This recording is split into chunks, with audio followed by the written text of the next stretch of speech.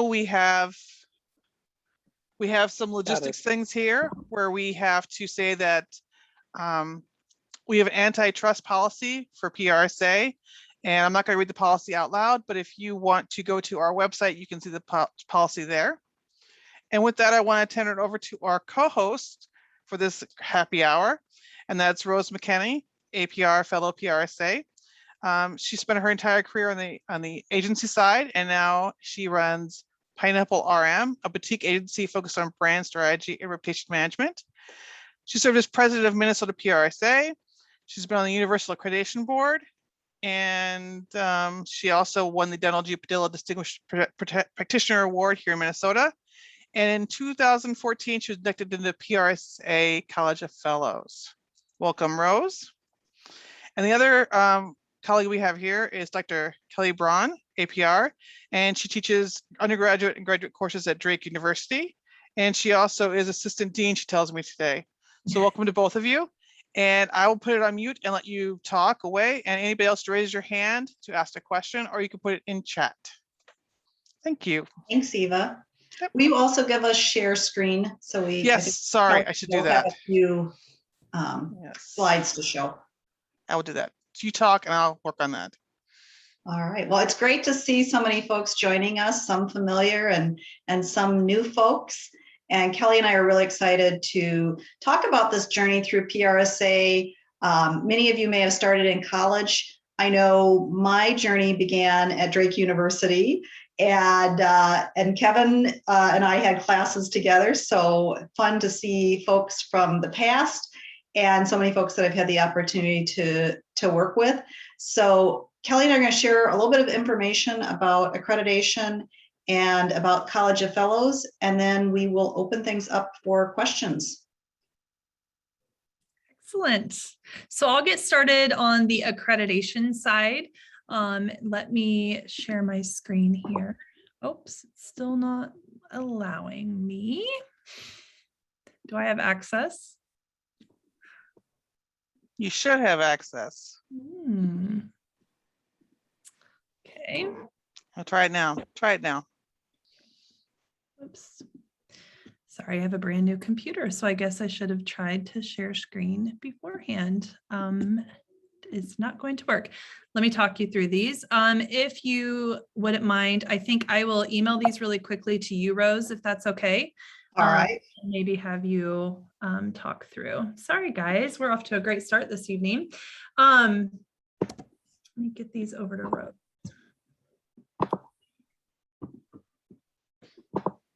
The good news is that I was able to get a brand new computer, even with all the shipping snafus. So that's been a good thing, except then you forget that you have all of your passwords and everything saved on your old system. So you know how fun that is. Sorry about this. So I'll start talking through the slides while they're in transit. But essentially what I want to talk about a little bit is the purpose of accreditation. And essentially to earn the accreditation in public relations is to really show your mastery of a number of knowledge, skills, and abilities that it takes to be successful in public relations, and to really show your commitment to the ethical practice of our discipline. PRSA hosted a number of surveys and listening sessions to understand why people wanted to pursue the APR. And some things that they found were that the most common reason is to enhance career growth. So maybe you were a former journalist or came up through a communication program and didn't necessarily have the traditional preparation in public relations. The APR was a really good chance for you to get those skills. Thanks. We're just down on slide 4, if you wouldn't mind advancing. The next reason, there it comes. Oops. Another reason that folks really were interested is for self-improvement, which I think with COVID and everything, people really were doing some self-reflection and thinking about how another certification could really fit into their portfolio of professional offerings. To increase knowledge in the field was also big, to improve status with peers, and to serve in leadership roles. There were about 20% who reported to increase salary. That was a reason that they wanted to pursue this, and another 15% thinking about increasing their chance for promotion. But those were some common reasons why people were considering this credential. So if you wouldn't mind, Rose, if you would just advance to, I think we're on slide 5 now, if you wouldn't mind. We are hearing from industry professionals that employers are really demanding more strategic counsel, and moving through the APR process really helps train you to think as a strategist, even if your day job is more on the tactical side. And we are hearing that from folks who complete the program here in PRSA Iowa. I'm the accreditation chair. That has been one of the biggest takeaways for our folks who have moved through the accreditation process, is that they really have repositioned themselves within their own industry as a strategist. There's also a call, as we all know, our careers in PR can mean a lot of different things depending on the organization. And so folks are really thinking about just what is PR? How can we make that meaningful and distinctive within our organization or our company? And the APR process can help you do that and make the case for your credential and for your area. So next, now we're on slide 5. I'm still seeing the intro slide, Rose. So I don't know if I've got the right, if you're sharing screen. I am sharing screen. Let me stop share and reshare. Sure. Thanks for hanging in with us, guys. As we said, if we were in person for happy hour, we could just cheers to another step. Here we go. This is perfect. Thank you, Rose. That look right? Wonderful. Yes. So the exam, essentially, these are the big parts of moving toward your APR journey. So the first is completing an application, which essentially just raises your hand to say, this is something that I want to pursue.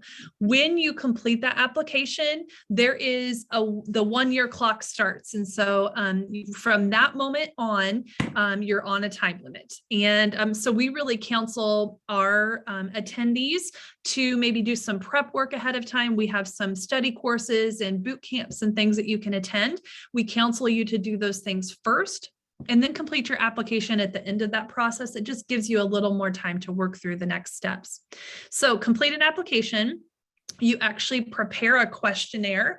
It includes 14 questions, and this is really focused on your experience, talking about your current role, talking about your past experience.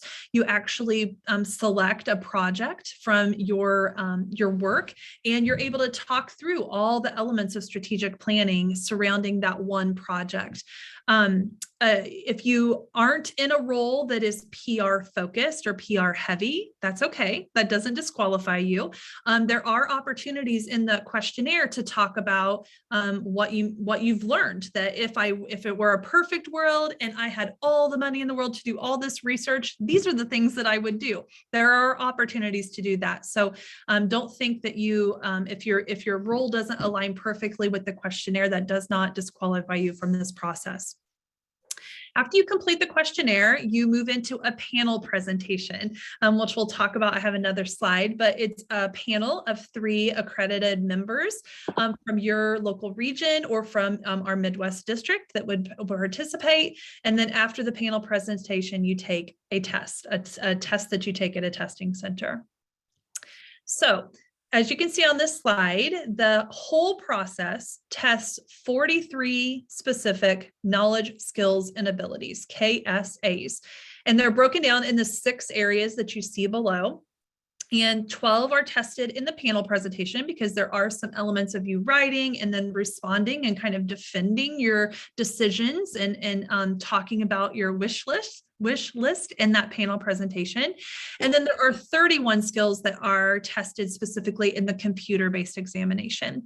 But when you see the percentages here below, this really shows you the importance of the APR process, in my opinion, because you're really focused on these key areas that are critical for really practicing effective public relations daily. So you can see a really heavy portion of both the panel presentation and the computer-based exam is focused on the strategic planning process. There's also a significant chunk that's on leadership, leading the PR function, and then ethics and crisis and issues management. And you can see it goes down from there. And there's even history of the profession, which you don't want to discount that 8% in the test. So those are the knowledge, skills, and abilities that you're going to really be learning about and then be tested on throughout this process. Next slide, please. So the panel presentation itself, again, you are going to prepare that questionnaire, those 14 questions ahead of time. That your results, your responses are going to be shared with 3 accredited professionals from your local area or from the Midwest district. And that's just going to give them a chance to get to know you, to know the things you are, you're interested in, that you've worked on. And it is really a conversation. I know sometimes I've coached a lot of professionals through this and they get very nervous about this experience, but really it's affirming. You're able to talk about your experiences, talk about what went wrong and what you would have done better now that you've been through, some of the study materials and things. And so I just really encourage you that this could be a really positive experience for you and your organization if you're thinking this might be a good step for you. So after the end of the conclusion of your panel presentation, the conversation, your panelists kind of meet and talk about your advanced or not advanced. And once you are approved, because I know you will be, you move on to the examination that you take at a testing site. And that next slide, please. I think I have a little bit of detail here. It's a computer-based exam. It's conducted at a Prometric testing site. So it's an independent site that does a number of certifications across the globe. It's all multiple choice questions, but it is a pretty lengthy test, so 3 hours and 45 minutes. And there are a number of study materials available on the APR website. There's practice exams and practice questions, so we really get you ready for that. But the questions really are case-based. So they'll talk about a scenario, and then they'll give you maybe 3 or 4 options of things that they want you to consider, and you choose the best fit, what you would do first or who you would consult second. That's the type of test that this is. So again, it's really testing your knowledge, skills, and abilities in conducting PR effectively. Next slide. So eligibility, so members of PRSA, we also have school public relations, there's some Southwest districts that are a part of it. So if you are a member of PRSA or an affiliate of our organizations, you would be eligible for this. We recommend that you have 5 years of paid full-time professional experience or teaching because it's so case-based. You need to have that understanding of how PR functions in the world in order to be successful. So that's recommended. If you are below that or above that, you can certainly talk with your accreditation chair in your local market, and they would be able to provide some specific recommendations based on your situation or scenario. With that initial application where the clock starts, there is a fee associated. So you can see the fee structure there, either pay once or pay all flat fee or 2 times or in 2 installments, excuse me. I do want to flag that if this is a barrier for you, maybe you're a solo practitioner or maybe your company or organization isn't as familiar and not sure about supporting this work. Our local chapter has a professional development scholarship, and I know many do in the Midwest district. And so I would encourage you to seek out funding because we really do want to support you in this work if this is something that you want to consider. Once you pass, you are good for life. And so you do have some maintenance credits and things that are expected, but you only have to go through this process once, and you have a lot of support around you to be able to do that. So Rose, I think I might have one more slide. Oh, I did actually a sample timeline for you. because I just wanted to give you an idea of what success looks like in this area. And so here in Iowa, for example, we do a study course, and that's always at the beginning of the year. So January, February, and then it ends in March. And for our candidates, they usually go through that study course, which is focused solely around the knowledge, skills, and abilities. And then they move into developing that questionnaire and working on those 14 questions, identifying their case. And I tell them to shoot for having that done by the end of the summer. And then by Labor Day, you can sit for your panel presentation. And then once you're approved, you can schedule that computer-based exam in September, October. You're in the frame mind to go back to school anyway, so you can pull back out your notes. And I broke down for you the study guide, which is 161 pages of lovely goodness. If you do this in September, October, it's about 30 pages a week. So it's manageable even when you're managing a really busy work schedule, as we know you do. And we certainly know that in our market, we have a celebration, we have a penning ceremony, and I know that happens in other markets too, but there's no right or wrong way to get the APR done, and know that you have a lot of support around you to get it done. So I saw one last slide for you. I referenced there's some great materials online. The study guide is online. You can look at it today. It's not behind a firewall. They have a whole list of textbooks and readings and amazing references for you that would just be good for you now working in your day job. We also have a number of study groups and mentorship programs that are available. And then, of course, in your local market, you likely have an accreditation chair. And so I would encourage you, if this is something you want to think about, I'm happy to talk with you, but I know that your local market will be supporting you as well. My last bit of advice is just to trust yourself, that you are ready for this. Again, I think it is work, but I think it's affirming work that really helps you feel really proud of the work that you've done, but also gives you that credential, that kind of oomph that you need, maybe when you're working through your next difficult situation and challenge that you're facing in your field. So I'm going to stop there. I'm going to turn it over to Rose to talk us through the next evolution of your life in PRSA. So after you achieve the APR, another option is working through the College of Fellows. So Rose, do you want to talk us through that? I will. Thank you, Kelly. Great information. I'm now going to jump in on the next slide deck that we've got here. So I wholeheartedly agree that going through the accreditation process, it's a game changer. No matter whether you've been in the profession 5 years or 30 years, it gives you an opportunity to reassess your skills, think about things in a new way. I know for me, I was at an ad agency and it was not necessarily a PR environment. And so it really helped me think about what I knew, which I knew more than I thought I knew. And it also gave me a language to talk about it. And it was a real confidence builder. So will somebody give me a verbal? Are you seeing a 2021 icon screen? Yes. Thank you. Appreciate that. So this is a scaled down version of what we presented about a month ago as part of ICON on applying for the College of Fellows and answering a few quick key questions about why, when, and how. So if you're curious and you wonder, who are these people with the gold medallions? We are members of the College of Fellows, and we have a lofty mission and vision, which is really around providing support and leadership and advocacy for members, no matter where they are in their careers. And the reason we do this is because we're sort of the folks that have been there and done that and really are continuing to do that. So Fellows is not an award, it's not the swan song of your career, but it's really about actively continuing to be the best that you can be within your public relations work.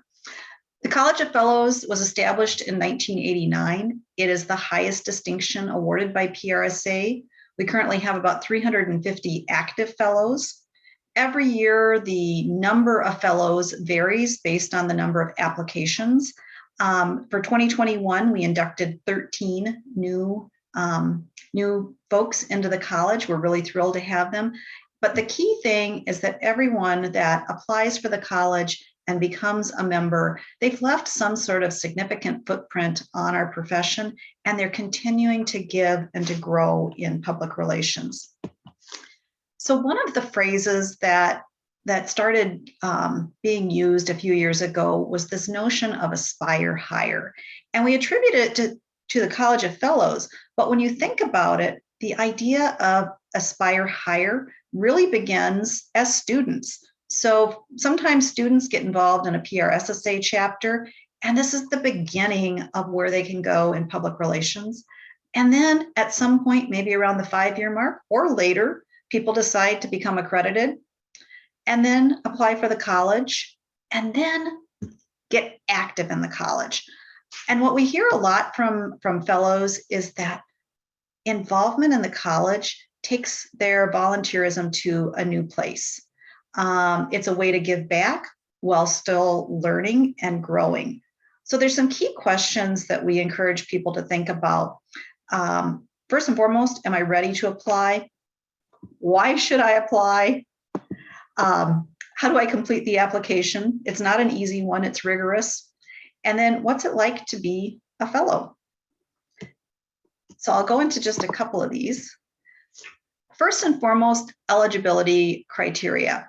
To apply for the College of Fellows, you need to be a current PRSA member. You need to have your APR. Next, you need to have a minimum of 240 months of public relations or communication experience. We're looking for members who are active in their community and also active in PRSA. We are looking for people who have spent time giving and leading, as well as doing excellent work. And when you apply, you provide a whole resume of your history. You include your position, the percentage of time that you were in a PR communications role or teaching, and then you complete a calculator, which does the handy dandy math for you to confirm your eligibility. Once you have done that, you get to start thinking about, why should I become a fellow? Well, it is the gold standard, which is why we get these gold medallions. And it's really the best of the best.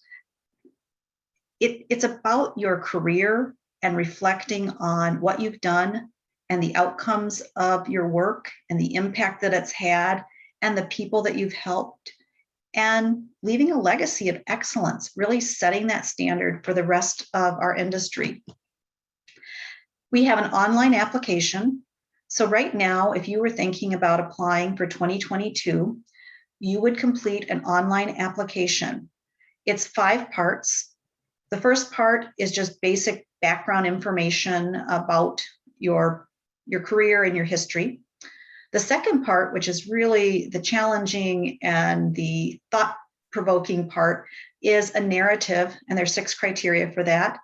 And then a 1-page bio and profile. So without going into too many details, because it is detailed, I'm going to hit some of the highlights. You'll get section, district, or chapter comments and feedback, so showing your participation in PRSA. And you'll also get letters of reference from people that you have worked with. Some of them are PR professionals, some of them might be leaders, and one of them will actually be a non-public relations person. So within the application, as I said, there's different criteria. Each of these gets completed and moves you through that process. The application is due the first Thursday in May of each year. So you basically have as much time as you want to work on it. You can start planning for it now and then officially begin the 2022 application in January. When you get into the application, there are 4 specific sections where you need examples. So you will have 5 examples for each criteria. And you talk about the scenario that you were involved in, you talk about the role that you played, the strategies that you used, and most importantly, the outcomes, and you provide the name and contact information of someone who can be a reference for you. So as you're thinking about applying for the College of Fellows, something to really keep in mind is, can I pull 20 different examples from my career, from 240 plus months of work, and present this in a compelling way and tie it back to someone who can validate the work? Now, one of the really cool things, and I'm excited to have Kevin Wakey on the call with us today, is we have good fellows. Good fellows are like mentors. We are champions and cheerleaders for you. And we are specially trained every year with the application and the nuances and what the selection committee expects. And we are matched and paired with applicants and work with them one-on-one throughout the process. You know, we're neutral. We don't edit, but we'll certainly read and provide feedback and poke holes and ask good questions. And so if you're thinking about applying for the College of Fellows and you meet the eligibility criteria, then we really encourage you to request a good fellow. And you can do that starting January 1st. And by February 1st, we will have you matched. And then you can work with that good fellow between February and the application deadline in May. So this is a really quick overview of important dates to note. So get that experience calculator completed, get your resume pulled together, request a good fellow right away. In January 11th, we are having a national webinar preparing to apply. It goes into each and every detail and nuance that you need, and it's recorded so that you can refer to it throughout the application process. We will take the last request for a good fellow in February, and then work to get that application the best it can be by the first week of May. Then the selection committee begins the screening and deliberation. This is sent to the PRSA National Board for review and approval. By mid to late July, we get to notify our newest fellows. And in October, we get to celebrate with you at ICON. So I'm gonna take it from here and open this up to have conversation with all of you about accreditation and applying for the PRSA College of Fellows.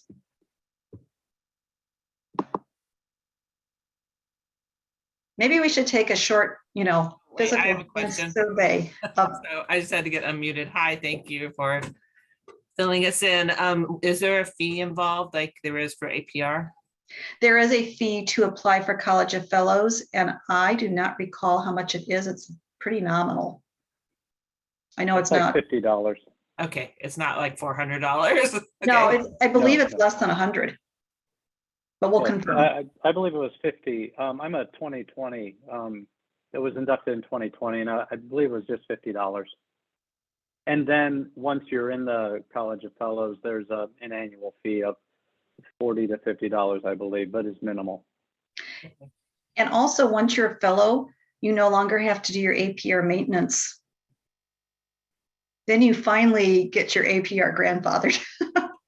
Well, now we get the incentives, Rose. See, That's an everybody's incentive. APR, and then I mean, that makes sense because you've proven that you know this. Yes. You're in it for the long haul. That's right. Yeah. So what are the other benefits of, like, I think that fellows are chosen to speak at ICON more frequently. Is that, I mean, what kind of things happen if I were going to go through this, besides the fact that I would have this, personal affirmation?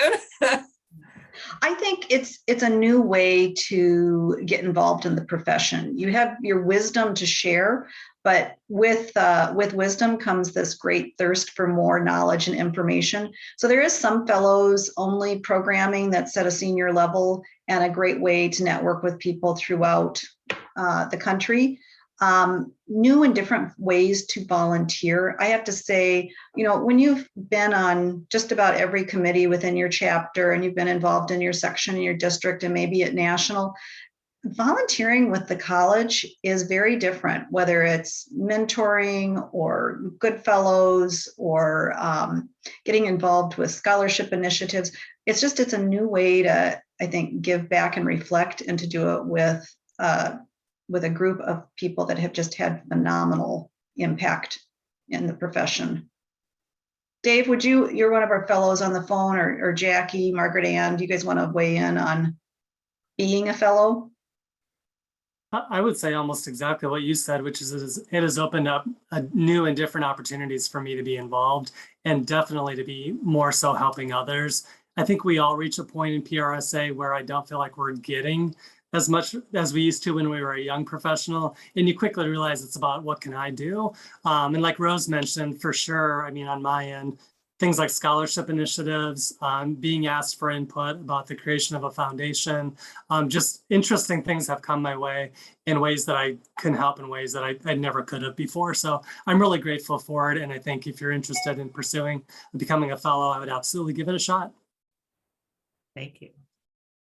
Yeah, I was an accreditation chair for a chapter that I'm not in anymore. And I think like now my daughter-in-law is friends with somebody I mentored for the APR, I mean, so things like that, it just feels really good. And my daughter was like, do you remember her? I'm like, oh, of course I remember her. I really liked her. And yeah, and she's had a great career, of course. And yeah, or continues on. Similar to the APR process, and I love how you complete the questions and come before a panel of peers and really dig into the work that you've done and how you've used RPI. Applying for the College of Fellows is almost like a trip down memory lane. I literally grabbed examples from my first year in PR to examples mid-career to things that I was currently working on. And the opportunity to reflect back on why did we do that? What happened because of that? Reconnecting with different people. It was a great way to just say, what has my career been about? And I think more importantly, what do I want to do now?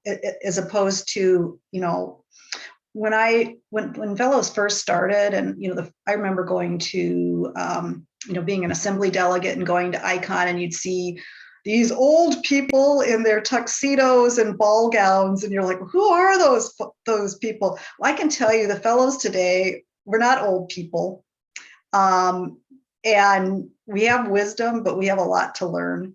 But that process of reflecting on your career and thinking about what's next, as opposed to I'm almost done, it's really refreshing.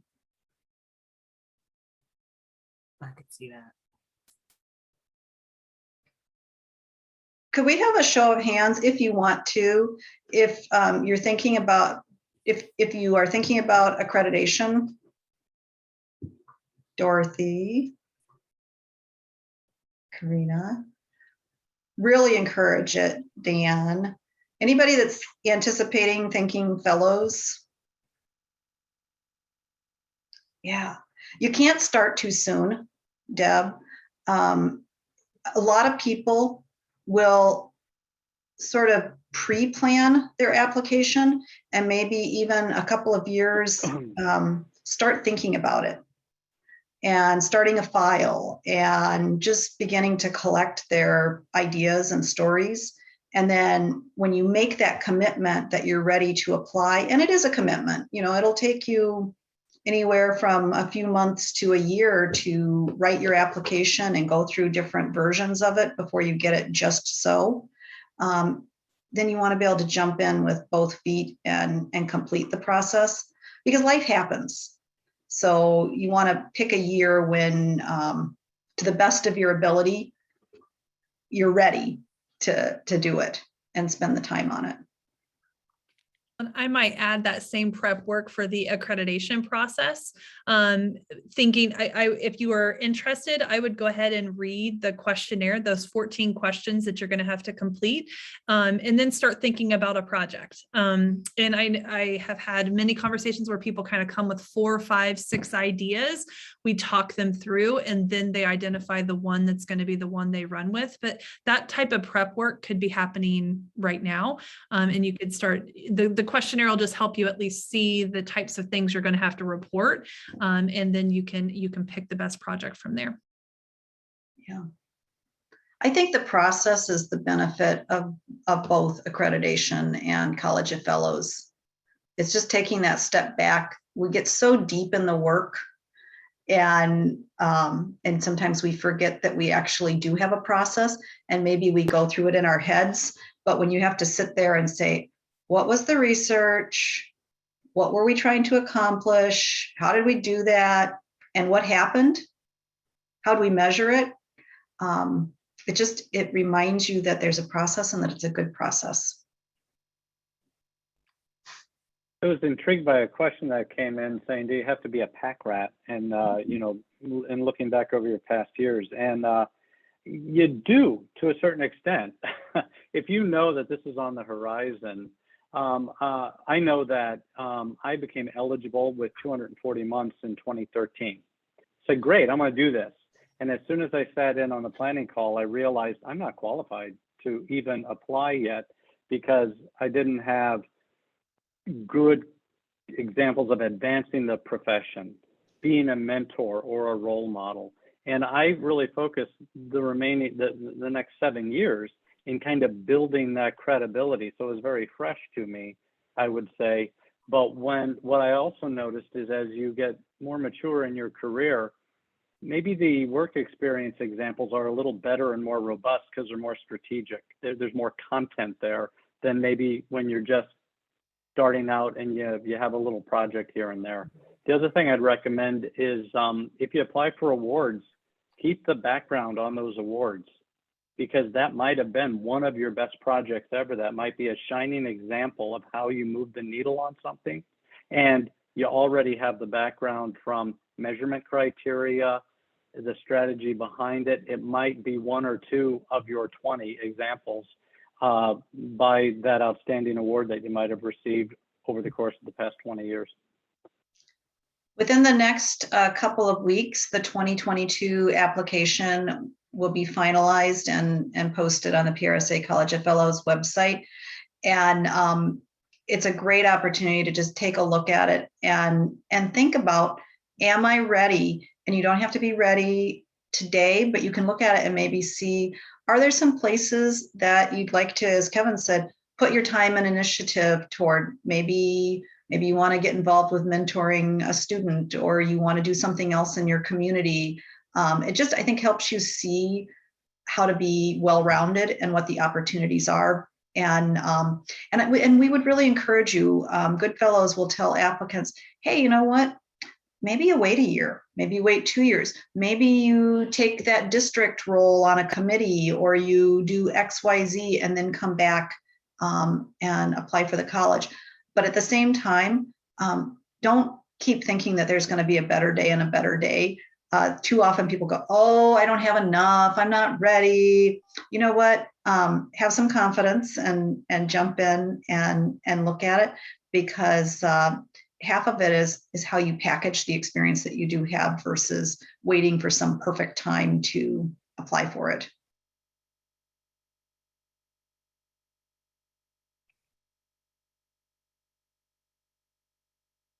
So think it's- Rose, what are some advice? I mean, just tips and tricks you've seen having looked at applications and been a good fellow. What are some of the things that people should think about in capturing material or putting it together?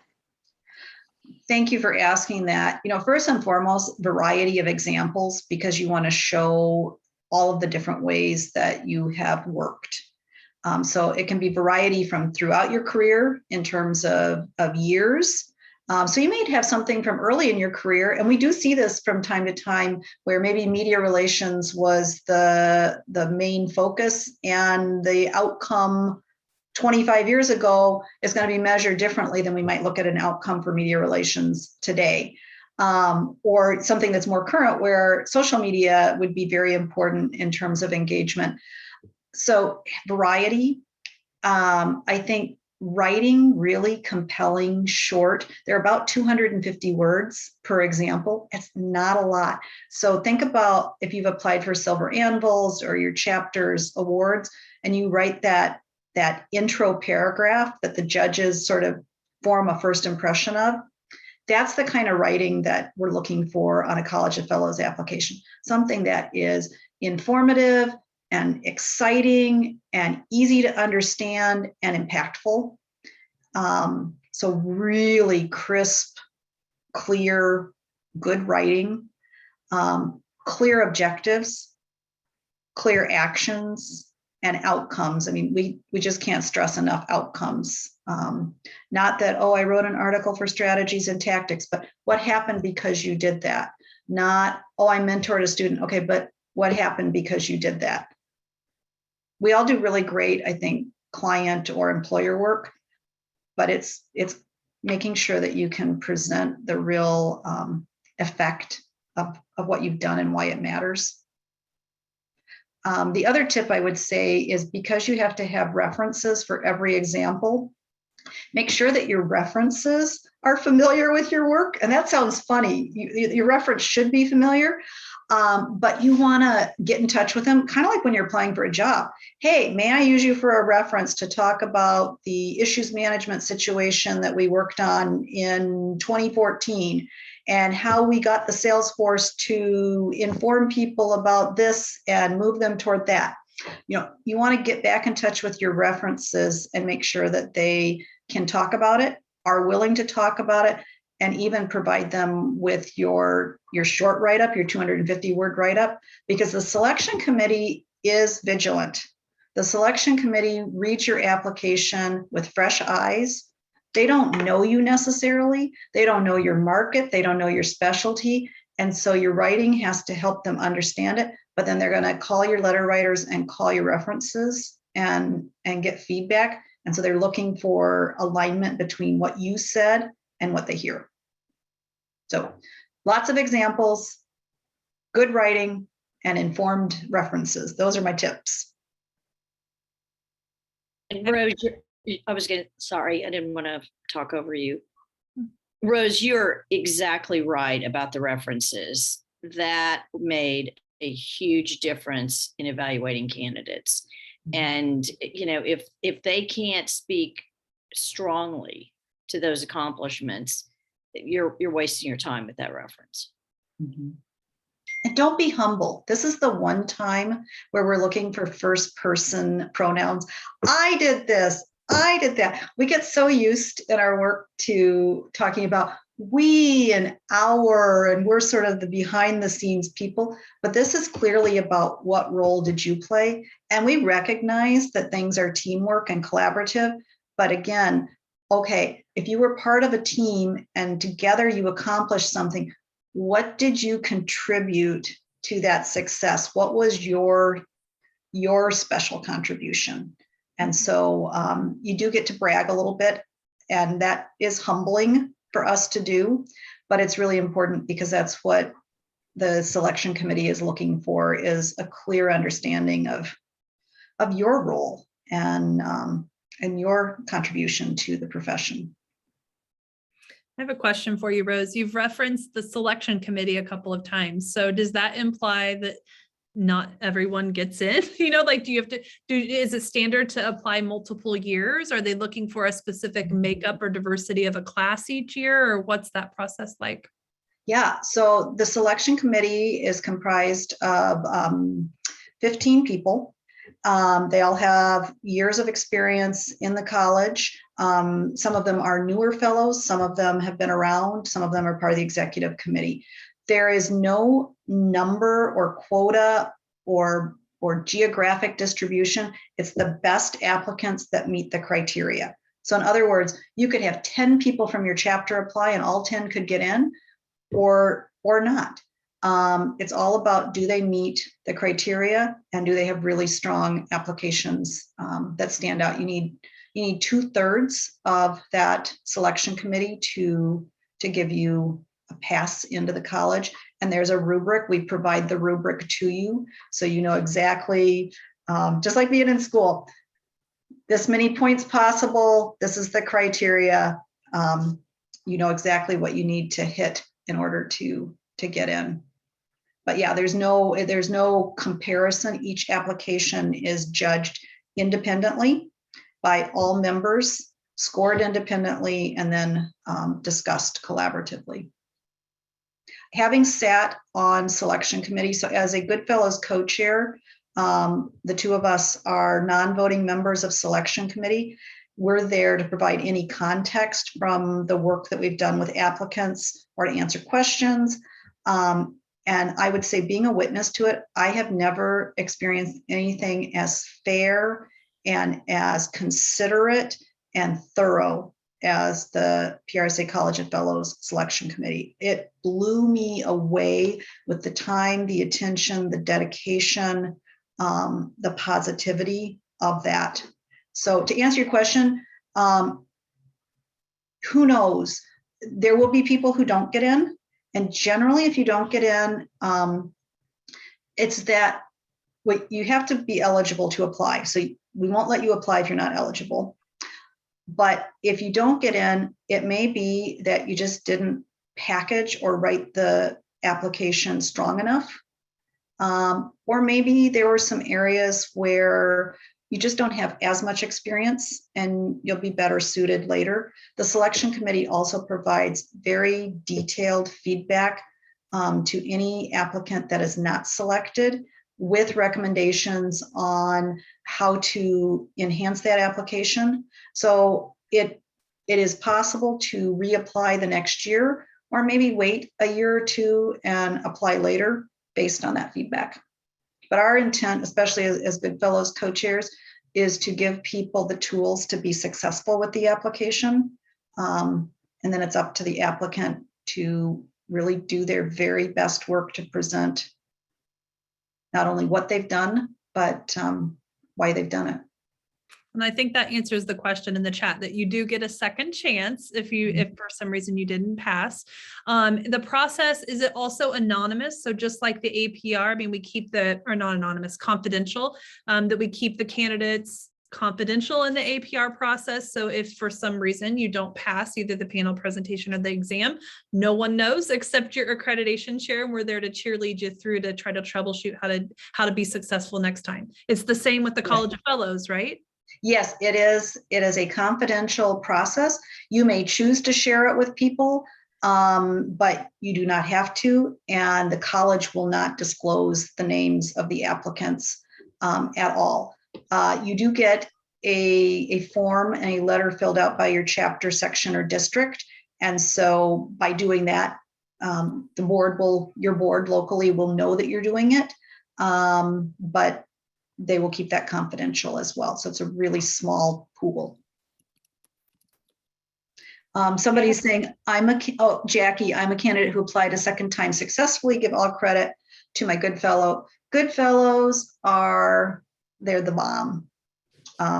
If you do it, use your Goodfellow. I mean, that's what we're here for, to be your coach and to poke friendly holes in things and be devil's advocate.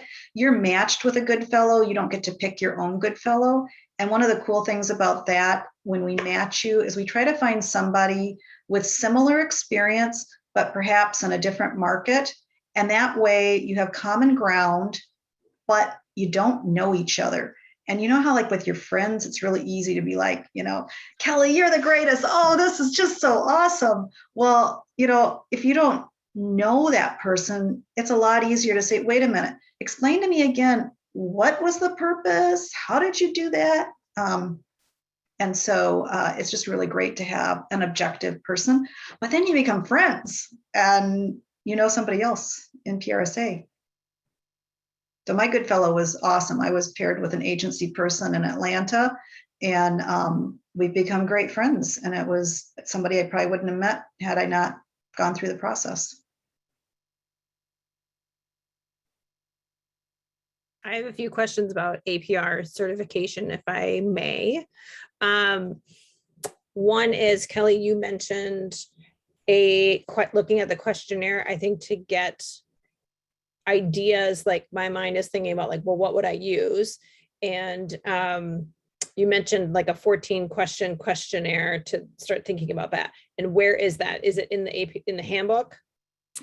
So we have a website. Actually, I'll pull it after we answer your questions and I'll link it here. But yes, there's links to the study guide. There's links to all the different textbooks that they'd like you to read. And then there is a link to the questionnaire. And so yes, the 14 questions are out there. Mm-hmm. Okay. I've been to that website, but I will now search specifically for that questionnaire. I would look for panel presentation, because that's what it's for, the panel presentation. Okay, sure. And then one question about like boot camp and classes, and then my other question about like you guys have, maybe we'll do this one first. Rose, I think you hinted at like there's ongoing learning. And so is there like continuing education, ongoing learning in order to maintain your APR? What is that? Or what's required, I guess, is what I'm asking. Basically, and Kelly, update me if I'm not familiar, but if you serve on a committee, if you attend a PRSA event, if you write something and publish something, I mean, these are the types of things that you're doing anyway as an active member of PRSA. If you teach a class, so it's not hard to maintain your APR. If anything, the hard part about it is just remembering to document it so that when the time comes to submit your maintenance, you're like, oh yeah, when did I do that? Where did I go to? But it's the kinds of things that you're probably doing anyway as a member. Is it annually? Every 3 years? Every 3 years, right? And then my other question is about like classes and boot camps. And I attended, I guess what I would say was an open house for, I think, like the national APR certification, I want to say. And I can't remember the man's name. And if someone said it, I would probably know.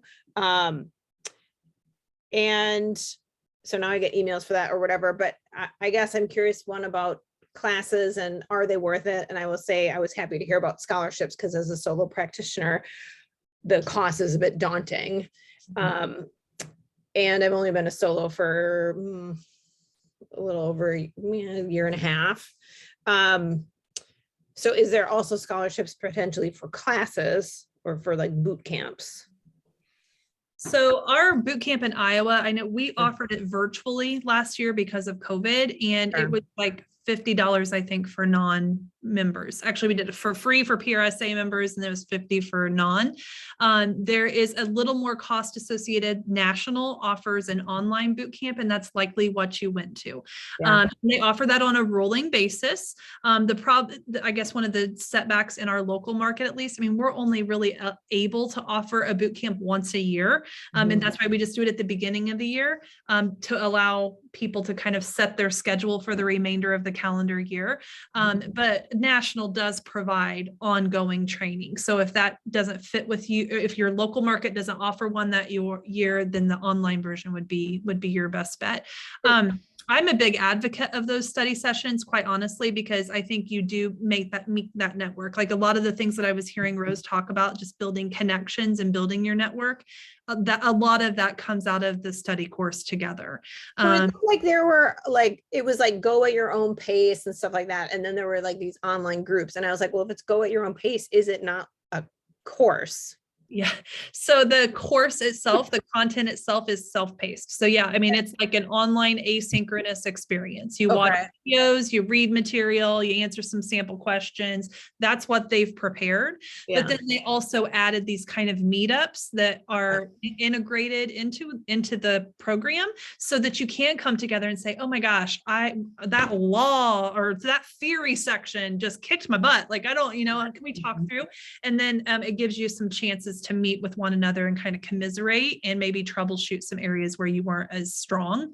But so it does offer both those in-person components, but you really move through the content at your own pace. And if you did one of the national class, like I can't remember how long is it? You do it for like 6 months, or I guess it's self-paced, but then you want to be matched up. Yeah, I want to say it's like it's self-paced, but you'd want to be with a cohort that you're meeting with. So you kind of have to keep up. So you're talking about like the same stuff, right? And I think they give you kind of a program. And I want to say it's 3 months. Yeah. I that it was 6, but they might want you, they have one option where you go through the study course kind of quickly, and then you complete the panel presentation and the defense all at once. Like they have it paired together so that depending on your work schedule, if that works for you, that is an option. So yeah, they've tried to kind of think about all the different types of scenarios that people have encountered in their career, and they have a study option that might be a good choice for you. Okay, I will dig So dig Dorothy, I into want to add, I know you're from the Minnesota chapter. Yeah. There is going to be a mix and mingle event in Mhm. January, February for Minnesota for accreditation. Okay. The main contact is Carolyn Will. She's also an independent. I don't know if you know her or not, but her name is going to be on the Minnesota PRSA website. And I know that in Minnesota, they have like buddies and things like that. I know Rose has been involved in that for a lot, so she can jump in and what And happens in Minnesota. And I know, I think the APR, so you're saying Carolyn, but is that also the APR chair is actually like the communications person for my city, St. Louis Okay. Park? Yeah. And I want to say Jacqueline's Jackie, gonna, right? Jackie's Yeah. going off the board, so now Carolyn's gonna be the new person. Okay. Okay. Good But to I know. would take advantage, Dorothy, because I mean, Minnesota, it really pick a Midwest district. We are really lucky here in the Midwest to have really strong advocates for the APR process. So reach out in your local market, but you really do have a lot of friends that could help you through this if you're interested. We have very high pass rates for Midwest chapters. And I think it's because there are really dedicated accreditation folks. I think for Minnesota, I mean, our pass rate is phenomenal. I don't know how that compares, but I know that it's because we have dedicated people that work with you and have put together classes, and we just have a whole history, and I've sensed the same thing in Iowa, a whole history of people that are committed to it and have been doing it for years. And so you have every resource available to you within your local chapter. There's no date for a Minnesota boot camp yet, is there? I have not heard, but usually it's a January, February type of thing. Okay. Thank you. I'm really excited. I sense we're going to have some new APRs and some fellows applicants in the near future. So thank you very much, Rose and Kelly. A few people have asked for the slides, so we'll post the slides on the Midwest District website, as well as send it to those who posted their email addresses in the chat. But again, these folks, Kelly and Rose, are here to probably answer any questions you have offline as well. And so they can be found easily on LinkedIn and Google. So with that, anything else you would like to add? Thank you so much for this opportunity. It was really fun to be part of the How To Happy Hour and make some new friends, as well as see familiar faces. But I'm really excited for you to aspire higher, whether that's APR or college fellows. Okay. Thank you very much. Thank you. Yeah. Thanks. great. Thank you all.